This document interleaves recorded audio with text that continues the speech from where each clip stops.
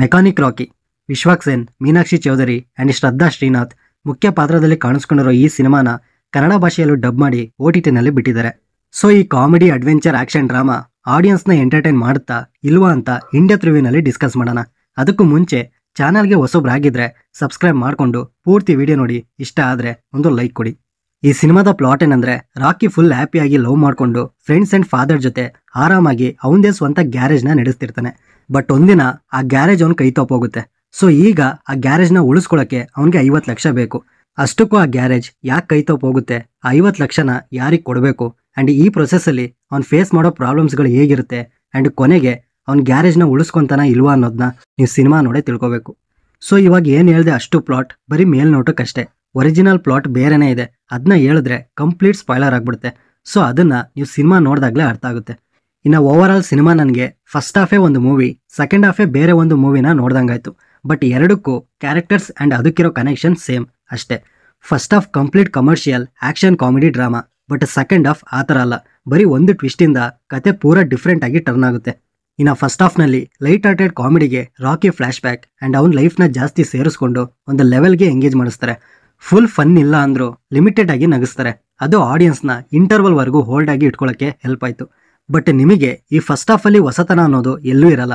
Routine story ಥರ run ಆಗುತ್ತೆ. Even characters design ಕೂಡ ಅಷ್ಟೇ, ಸ್ಪೆಷಲ್ ಆ್ಯಂಡ್ ಯುನೀಕ್ ಆಗಿ ಏನೂ ಇಲ್ಲ. Next elevation and action sequences typical commercial ಸಿನಿಮಾದಲ್ಲಿ ಇರೋ ಥರನೇ ಡೀಸೆಂಟಾಗಿ ಚೆನ್ನಾಗಿದೆ. ಬಟ್ ಅದರಲ್ಲೂ ಇಂಪ್ರೆಸ್ ಮಾಡಿದ್ದು ಅಂದರೆ ವಿಶ್ವಾಕ್ ಸೇನ್ ಅವರ ಸ್ಟೈಲ್ ಆ್ಯಂಡ್ ಮ್ಯಾನರಿಸಮ್. ಬಟ್ ಒಂದು ಫೈಟಿಂಗಲ್ಲಿ ಕಾರ್ನ ಸರಿ ಮಾಡೋ ಐಡಿಯಾ ಲಾಜಿಕ್ಲೆಸ್ ಆಗಿತ್ತು. ಸ್ವಲ್ಪ ಓವರ್ ಆಯಿತು ಅಂತಲೂ ಅನ್ನಿಸ್ತು. ಜಸ್ಟ್ ಆ ಪರ್ಟಿಕ್ಯುಲರ್ ಪಾರ್ಟ್ ಅಷ್ಟೇ. ಇಟ್ಸ್ ಓಕೆ, ಕಮರ್ಷಿಯಲ್ ಸಿನಿಮಾ ಅಂದಮೇಲೆ ಲಾಜಿಕ್ ಅಲ್ಲಲ್ಲಿ ಹುಡುಕ್ಬಾರ್ದು. ಎಂಗೇಜಿಂಗ್ ಆಗಿದೆಯಾ, ಬೋರ್ ಆಗದೆ ಇರೋ ಥರ ಸ್ಕ್ರೀನ್ ಪ್ಲೇ ಎಂಟರ್ಟೈನ್ ಮಾಡ್ತಿದ್ಯಾ ಅನ್ನೋದು ಮುಖ್ಯ ಇಂಥ ಸಿನಿಮಾಗಳಲ್ಲಿ. ಇದ್ರ ಮಧ್ಯ ಸಾಂಗ್ಸ್ಗಳು ಅದೇನು ಡಬ್ಬಿಂಗ್ ಮಾಡ್ತಾರೋ ಏನೋ, ಕೇಳ್ತಿದ್ರೆ ನಗು ಬರುತ್ತೆ. ಒಂದು ಅರ್ಥ ಇಲ್ಲ ಏನಿಲ್ಲ. ಸೊ ಒಂದೆರಡು ಸಾಂಗ್ ಬಿಟ್ಟರೆ ಬೇರೆ ಮಿಕ್ಕಿ ಸಾಂಗ್ಸ್ನ ಸ್ಕಿಪ್ ಮಾಡಿದರೆ ಒಳ್ಳೆಯದು. ಇಲ್ಲ ಅಂದರೆ ಡಿಸ್ಟರ್ಬೆನ್ಸ್ ಆಗಿ ಇಂಟ್ರೆಸ್ಟಿಂಗ್ ಆಗಿರೋ ಫ್ಲೋನು ಡಿಸ್ಕನೆಕ್ಟ್ ಆಗಿಬಿಡುತ್ತೆ. ನೆಕ್ಸ್ಟ್ ಇಂಟರ್ವಲ್ ಬ್ಲಾಕಿಗೆ ಒಂದೊಳ್ಳೆ ಟ್ವಿಸ್ಟ್ನ ಕೊಟ್ಟು ಎಂಡ್ ಮಾಡ್ತಾರೆ. ಇನ್ಫ್ಯಾಕ್ಟ್ ಆ ಟ್ವಿಸ್ಟ್ನ ಗೆಸ್ ಮಾಡೋಕ್ಕೂ ಆಗಲ್ಲ. ಈ ಫಸ್ಟ್ ಹಾಫ್ ನೋಡಿ ಸೆಕೆಂಡ್ ಹಾಫ್ ಕೂಡ ಅದೇ ಪ್ಯಾಟರ್ನಲ್ಲಿ ಇರುತ್ತೆ ಅಂದ್ಕೊಂಡೆ. ಬಟ್ ಕತೆ ಒಳ್ಳೆ ಟ್ವಿಸ್ಟ್ಗಳಿಂದ ಬೇರೆನೇ ಒಂದು ರೂಟ್ ತಗೊಳುತ್ತೆ. ಆ ಪಾಯಿಂಟ್ ಮಾತ್ರ ಮೂವಿಗೆ ಬಿಗ್ಗೆಸ್ಟ್ ಪಾಸಿಟಿವ್ ಆಯಿತು. ಏನಾದರೂ ಫಸ್ಟ್ ಹಾಫ್ ಥರನೇ ಸೆಕೆಂಡ್ ಹಾಫ್ ಇದ್ದಿದ್ದರೆ ಪಕ್ಕ ಡಿಸಪಾಯಿಂಟ್ ಆಗ್ತಿತ್ತು. ಸೊ ಸಿನಿಮಾ ಟೀಮ್ ಆ ಥರ ಮಾಡ್ದಲೆ ಹೊಸ ಕತೆನ ಸೃಷ್ಟಿ ಮಾಡಿ ಫುಲ್ ಎಂಗೇಜಿಂಗ್ ಸ್ಕ್ರೀನ್ ಪ್ಲೇ ಮೂಲಕ ಎಂಟರ್ಟೈನ್ ಮಾಡ್ತಾರೆ. ಇನ್ನು ಅವಶ್ಯಕತೆ ಮತ್ತು ಆಸೆ ಇರೋರ ಹತ್ರ ದುಡ್ಡನ್ನ ಹೇಗೆಲ್ಲ ಕಿತ್ಕೋಬೋದು ಅನ್ನೋ ಸ್ಕ್ಯಾಮ್ ಎಲಿಮೆಂಟ್ನ ಇಟ್ಕೊಂಡು ಚೆನ್ನಾಗಿ ತೋರಿಸಿದ್ದಾರೆ. ಅದಕ್ಕೆ ಕ್ಯಾಸ್ಟಿಂಗ್ ಸೆಲೆಕ್ಷನ್ ಪರ್ಫೆಕ್ಟ್ ಆಗಿತ್ತು. ಪ್ರತಿ ಕ್ಯಾರೆಕ್ಟರ್ನ ಕತೆಗೆ ಎಷ್ಟು ಬೇಕೋ ಅಷ್ಟು ಮಾತ್ರ ಡೆವಲಪ್ ಮಾಡ್ಕೊಂಡಿದ್ದಾರೆ.